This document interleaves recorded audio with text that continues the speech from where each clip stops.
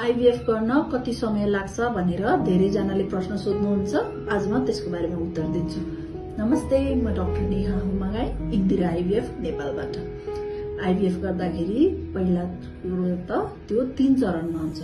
सुरुमा त तपाईले आफ्नो सबै जाँचहरु गर्नु पर्यो हैन, अनि महिनावारीको दोस्रो दिनदेखि तपाईलाई इन्जेक्सन लाग्न सुरु हुन्छ।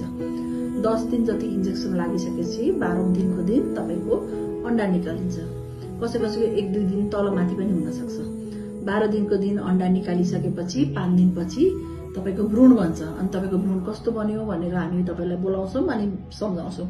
त्यसपछि हामी त्यतिखेरै तपाईहरुलाई आईवीएफ गरेको त्यो भ्रूण भित्र हाल्दैनौं, किनभने त्यतिखेरै भ्रूण भित्र हाल्यो भने त्यसलाई फ्रेश ट्रान्सफर भन्छ। संसारमा रिसर्चहरुमा यो देखिएको छ कि फ्रेश ट्रान्सफरको सक्सेस रेट एकदमै लो हुन्छ। त्यसले गर्दा हामीले अर्को महिनावारीमा तपाईलाई भ्रूण हाल्छौं। त्यसपछि हामीले त्यतिखेर तपाईहरुलाई एउटा इन्जेक्सन लाउँछौं र त्यसको 15 दिनपछि औषधि सुरु गर्नु भनेर त्यो सुरु गरेको 14 दिनमा बोलाउँछौं। भनेपछि झन्डै तपाईको भ्रूण बनेको दिनदेखि तपाईको बच्चा ट्रान्सफर गर्नलाई झन्डै 40 दिन जति लाग्छ र 40 दिनमा हामीले बच्चा हालिसक्छौं। भनेपछि तपाईको आईवीएफ गरेदेखि तपाईको बच्चा हालुन्जेलसम्ममा झन्डै 2 महिना जति लाग्छ हैन। अनि 2 महिना जति लागिसकेपछि हामीहरुले 14 दिनपछि रिजल्ट आउँछ। भनेपछि 2.5 महिना जतिमा तपाईको रिजल्ट आइसक्छ र तपाई 3 महिना जति बस्नुभयो भने तपाईको बच्चाको धड्कन पनि आइसक्छ।